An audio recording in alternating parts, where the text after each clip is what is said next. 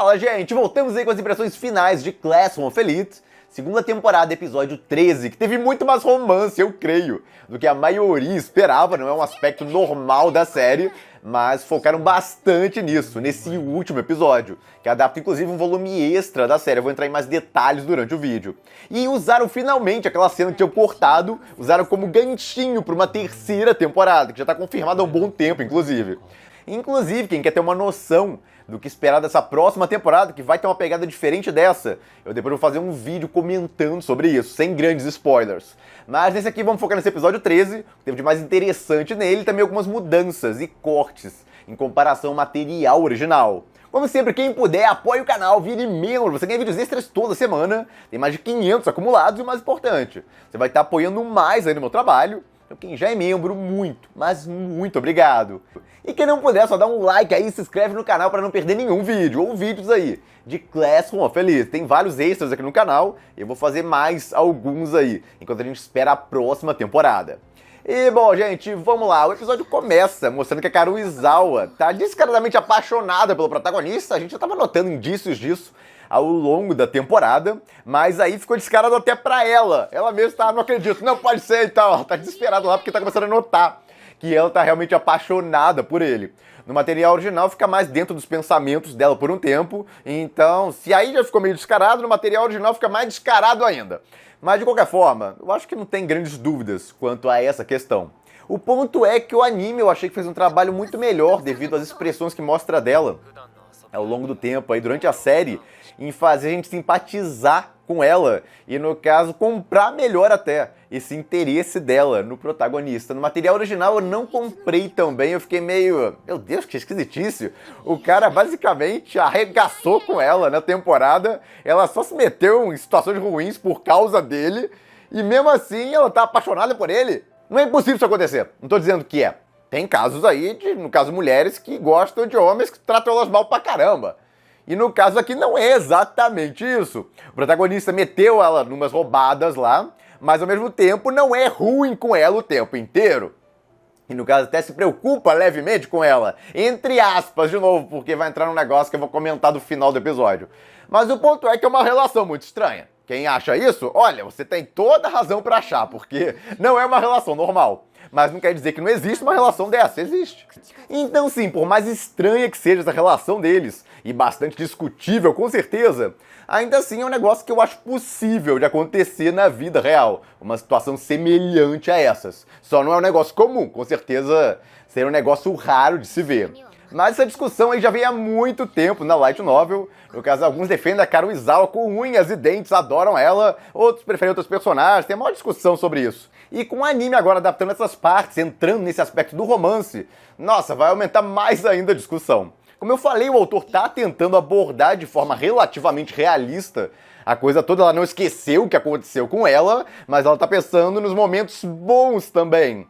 Então comentem aí vocês, o que acharam desse negócio todo? Acham a relação deles aceitável ou não? É só esquisita pra caramba? E a Karuizawa é maluca de se apaixonar por um cara desse? Então comentem aí o que vocês pensam. Eu particularmente achei um negócio que dá pra acontecer. Eu não shippo muito eles como um casal, particularmente. Caso eu gosto muito mais do protagonista com uma outra personagem, mas talvez seja devido porque eu li bem mais à frente na novel. Então eu nem vou comentar muito disso aqui porque entraria em spoilers. Mas bom, seguindo no episódio, a Karuizawa tá doidona pelo protagonista, tá descarado isso, e aí vem a Sato, que já se mostrou interessada nele desde aquele negócio da corrida, e pede a ela conselhos pro encontro que ela quer ter com ele, já marcou inclusive esse encontro aí.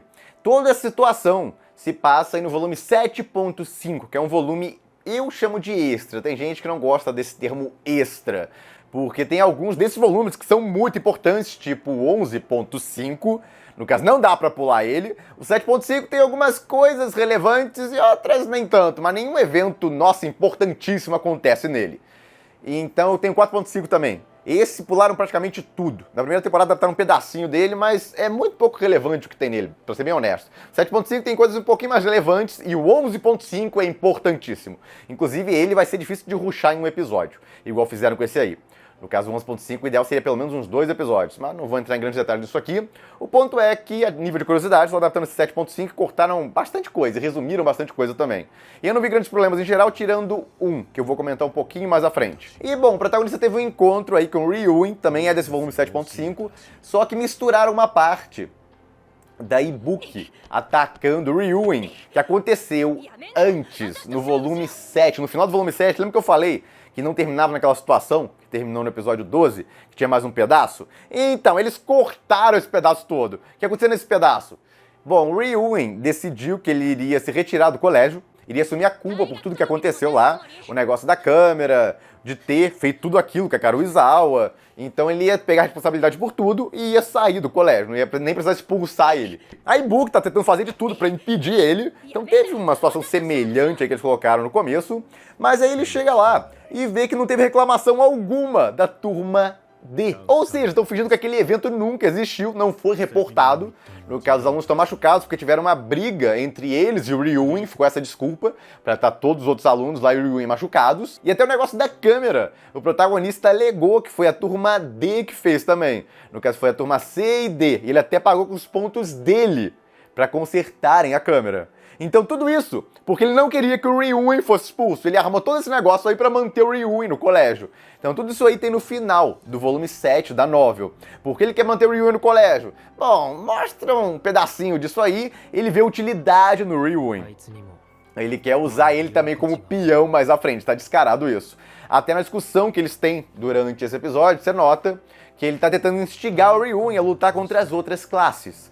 Isso aí não ficou tão claro quanto fica no original, porque a conversa foi muito reduzida, mas o Ayano Koji gostaria que ele atacasse as outras turmas, a turma B, a turma A, ficasse atacando elas, pra a turma dele ir subindo, no caso, naturalmente. Ele não tá muito preocupado em ir pra turma A mais, mas acho o Ryuin útil pra ficar distraindo as outras turmas ou ficar atacando elas, ao invés dele ter que fazer alguma coisa. Então ele tá até instigando o Ryuin a fazer isso, só que o Ryuin alega, isso aí só tem no original inclusive, que não tem graça pra ele tentar atacar as outras turmas, no caso sem destruir o protagonista antes, sabendo que ele é o boss final. Ele gostaria de destruir o protagonista e fica de boa as outras, no caso aí teria graça o jogo. Mas sabendo que o protagonista existe e ele não consegue derrotar ele, não tem graça. Porque ele vai atacar os outros, no caso que ele acha mais fracos que o protagonista, se ele não consegue derrotar o protagonista no fim das contas. Então, ele não vê propósito nisso tudo. Então eles discutem lá, mas em geral o Ryuin entra em depressão. Dá pra notar que ele tá mais pra baixo e tal, menos agressivo também. Então ele não quer mais fazer nada. Ele, inclusive, é comentado no final do volume 7 que ele tá bem isoladão na classe dele, parou de ter contatos com os alunos lá daquela gangue dele. Ele praticamente não fala mais com eles, ele fica na dele, lá no cantinho dele, não fala com ninguém. No caso, na classe. Então ele acabou aceitando não sair do colégio, e ele só fez isso porque quando ele falou que ia sair de qualquer forma, ia pegar o formulário e ele mesmo ia sair do colégio mesmo, o protagonista fez aquele negócio todo. Ele notou que foi o Ayano Koji, que no caso limpou a barra dele lá de toda a situação que aconteceu pra ele não ser expulso. Só que aí de raiva ele queria sair de qualquer forma. Só que aí os amigos dele, ou no caso os capangas dele, falaram que ia sair também. Se ele saísse, todos eles saíram. O Ibuki e tal, todos eles iriam sair também. Então, embora ele pareça só um filho da mãe, ele se importa um pouco com os capangas dele, subordinados dele.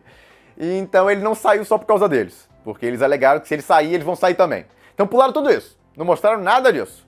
Mas importa, ele é relativo, porque o resultado final é meio que semelhante. O Ryuin, no caso, estava querendo sair, a Ibuki confronta ele até sobre isso e tudo mais, e aí ele fica naquela lá, meio depressivo, mas acaba não saindo. A impressão do anime é essa, não é? Que passa no anime. Enquanto a impressão que a gente tem no original é um pouco diferente, precisa muito mais coisa até levar isso. Então eles deram um jeito de resumir a situação toda, tirando boa parte do drama dela. Aí alguns vão alegar que, nem ligava pra ver esse negócio e tal, saber disso, mas outros vão alegar, por exemplo, que era um desenvolvimento interessante pro Ryuin, você entendia melhor o Ryuin, você aprendia mais sobre ele com toda essa situação, o que é uma alegação que eu acho muito justa. Então por falta de tempo, ok, cortar isso. Só que de novo, tá a open e a end aí, eu vou insistir nisso em todo episódio, porque se você cortar a open e ending de 10 episódios, você consegue 30 minutos extras durante todo o anime. Isso dá mais que um episódio. Então, olha o que dá pra colocar em 30 minutos extras. Um bando de cenas que ficaram faltando aí, algumas coisas que, inclusive, tem mais uma que o pessoal vai reclamar. Ela vai ser abordada de novo no volume 9.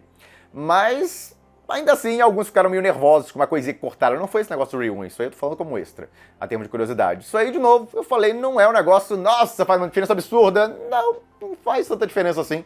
Mas é um negócio interessante pra se saber, na minha visão. Mas, bom, continua aí a conversa entre o Ayano Koji e o Ryuin, e ele comenta da Kushida, que é um grande problema, porque a sala dele não vai conseguir se virar tão bem enquanto tiver a Kushida lá pra, no caso, ficar sabotando eles. E aí ele concorda até com essa visão, e aí ele mesmo fala que durante agora o próximo semestre, a classe D vai pra classe C. É um negócio que a professora tinha comentado, eu pensei que ia colocar nesse último episódio também. No caso, ela parabeniza eles e tudo mais lá, que eles devem mudar no próximo semestre pra turma C, vão evoluir. Mas o roteirista e o diretor decidiram que não era importante. Então eles comentam vagamente sobre isso, que a turma do protagonista deve subir pro rank C, só que aí ele fala que depois eles devem cair de novo pro rank D, já que ele vai expulsar a Kushida. Isso aí já dá uma empolgação lá, opa! Então ele não parece mais muito interessado em fazer a turma dele ir pra turma A, ao menos que ele não tenha que fazer muito esforço pra isso. Mas ele parece interessado em expulsar a Kushida, então isso aí já dá uma animada. Mas, bom, rola um encontro duplo ali, a Karuizawa tá morrendo de ciúme, toda hora de olho lá no protagonista com a Sato, e termina esse encontro deles e a Sato se declara pra ele. E a resposta dele é particularmente interessante. Ele não entende nada de romance, nunca teve sentimentos de romance por ninguém, não se acha maduro bastante, então, para aceitar a declaração dela, já que ele não tem sentimentos por ela. Então tem parte dos pensamentos dele aí que são bem interessantes no meio da coisa toda, bem frio, que é a cara dele, com certeza. E aí segue, e quem tava vendo a coisa toda era a Karuizawa, ele até fala que ela vai pegar um resfriado ali de hoje, tava a cabecinha dela, tava engraçada ali a situação. Mas, bom, ela tava espionando a coisa toda, porque ela tá descaradamente apaixonada por ele, e se ele faz com outra garota lá, ele vai ficar mal pra burra. Mas não aconteceu, pra felicidade dela. E, bom, os dois acabam trocando presentes aí, e o dele é particularmente engraçado. Ele achou que ela ia ficar gripada depois de ter levado tanta água fria na cabeça, mas não, ela ficou de boa. É o único erro, inclusive, dos cálculos dele, segundo ele mesmo pensa. E, bom, segue na situação dos dois, ele começa a chamar a Karuizawa de Kei. Então, para os japoneses, esse negócio de usar o primeiro nome é muito importante, tem um significado muito grande, intimidade maior. Então, no original, tem uma cena que ela cora pra caramba quando ele faz isso. Enquanto no anime ficou um negócio mais sutil. Mas foi uma progressão aí do relacionamento entre eles. E ele comenta também que a Sato não seria útil pra ele como a Karuizawa é, então ele tem um modo estranho de demonstrar, bom, afeição, ou chamem do que quiserem. Ou interesse, pode ser também. Mas, bom, a Karuizawa fica feliz com isso. Eu tô falando, a relação dos dois é muito estranha. Ela sabe que tá sendo usado como peça, mas ela meio que gosta. Ela até questiona isso a respeito dele, se ele nunca vai sentir emoções reais por alguém e tal. Aí ele fala que até hoje nunca aconteceu. Ele até alega que é um problema, isso eu achei legal, porque puxa um desenvolvimento em cima dele. Ele comenta lá, no caso mentalmente, claro, que ele ainda tá na sala branca. Ou seja, ele ainda vê todo mundo como uma espécie de peça pra ele. Ele não cria uma relação de afeto real com ninguém. Mas ele coloca de uma forma como se isso fosse um problema dele, e não um aspecto positivo. Ao pensar nisso tudo, deixa aberto para uma possível mudança no futuro. Ele vai deixar de ser tão frio, vai começar a se importar de verdade com alguém em algum momento, porque ele mesmo está questionando sobre isso. Até o momento não aconteceu, mas se ele está pensando sobre, fica aberto aí para poder acontecer no futuro. E, bom, ele também pensa sobre isso. Isso aí, olha, eu acho que é inesperado para muita gente. Tudo que ele fez era um grande plano para testar a Karuizawa e também fazer a empatia por ele aumentar. Até quebrar a relação deles, era para afetar ela psicologicamente, fazer ela sentir mais falta dele e tal, e depois salvar ela no último momento. Então tudo ali foi esquematizado por ele lá, tava nos planos, e funcionou. Como ele mesmo alega ali, foi até melhor do que o esperado, ela agora vai ser extremamente leal a ele. Inclusive tá com sentimentos românticos por ele, então melhor impossível. Então pra quem tava vendo a relação, ó, que bonitinho e tal, que fofinho, se apaixonando pelo outro, não é bem assim. A Karuizawa tá. O protagonista ainda tá usando uma ferramenta, que ele, no caso, fez muita coisa pra aperfeiçoar até chegar no ponto que ele queria. E tem um ponto aí que cortaram em comparação ao original, que é a Karuizawa comentando com ele, que vai terminar com o Hirata, porque ele discute tal, que ela não precisa mais dele, no caso. Ela usava ele de muleta para se manter bem na classe, mas ela já está bem estabelecida. Então quebrar a relação com ele não vai mudar nada. Inclusive é um problema pra ela, porque ela se sente pressionada, tá com esse negócio de ter relação de namoro que é falso. E o pessoal questiona de vez em quando que eles, no caso, são namorados que nem parecem muito namorados. Mas, claro, apesar das várias desculpas pra terminar com o Hirata, o real motivo é o protagonista. Ela tá apaixonada de verdade por ele e não pode ter nada real com ele enquanto tiver fingindo que namora o Hirata. Então é óbvio que tem isso por trás dos panos. Mas foi um negócio que não mostraram aí, cortaram essa parte. De novo, tinha a opening end e 3 minutinhos aí a mais, que eles não usaram, então desperdício, mas tudo bem. Claro que deve ter um bando de gente curiosa se esse romance deles vai dar em algum lugar ou não, mas isso aí eu não vou spoiler aqui. Quem quiser spoiler sobre romance na obra, dá uma olhada nesse vídeo. Ele detalha bem esse aspecto, esse vídeo de spoilers que eu fiz aí. Eu vou linkar ele pra vocês nos cartões. Segue aí e tem um encerramento, que é basicamente um ganchinho pra puxar pra terceira temporada. Eu falei várias vezes desde que cortaram isso, que originalmente, se a gente pegasse pela ordem cronológica, onde tem isso no material original, essa cena estaria no final do episódio 6, ou fim do volume 5 da Light Novel. Ao invés disso, colocaram como final do volume 7.5, no episódio 13 do anime. E olha, fica um ganchinho bem legal, dá uma puxada interessante pra te deixar curioso com o que vai acontecer a seguir, já que ele tá sendo desafiado agora pela líder da turma A, que sabe até que ele era da Sala Branca, até comenta isso, que ele era o maior gênio da Sala Branca, é alguém que sabe toda a verdade sobre ele e tá falando aí que vai destruir ele. Então, com certeza instiga você a ficar interessado na situação. E ele mesmo desafia ela, você é capaz disso? Então, bem legal, um encerramento com certeza interessante. Eu tinha comentado que, como não colocaram no final do episódio 6, era bem possível que deixasse como fechamento de temporada e não deu outra. Então, uma temporada que poderia ter sido muito melhor, com uma produção melhor, um diretor melhor, um roteirista melhor. A trilha sonora estava muito boa, esse episódio inclusive teve umas cenas ali que destacava. O episódio anterior, a parte da luta, foi ótima, ambientação, direção. A melhor direção da temporada foi aquela da luta do episódio 12. Foi o momento que eu mais destaco como uma excelente direção. Mas da Kurosawa teve uma direção interessante também, mas nada comparado ao episódio anterior, o episódio 12. Então, pelo menos ali deram uma acertada, mas nossa, por que não usaram tudo isso? E a direção também, no arco da Kushida, ótima. Por que não fizeram isso a temporada inteira, eu me pergunto? Então, uma temporada que poderia ter sido muito melhor, com certeza, em vários aspectos diferentes, mas ainda assim, uma que eu considero bem superior à primeira temporada, principalmente devido à história e acontecimentos dela, que eu acho mais interessantes. Então, com certeza, eu vou assistir a terceira temporada aí, quando ela estrear. E eu espero que melhore em vários aspectos, dê mais tempo de produção e tal, e consiga fazer um negócio superior em termos de adaptação na terceira temporada.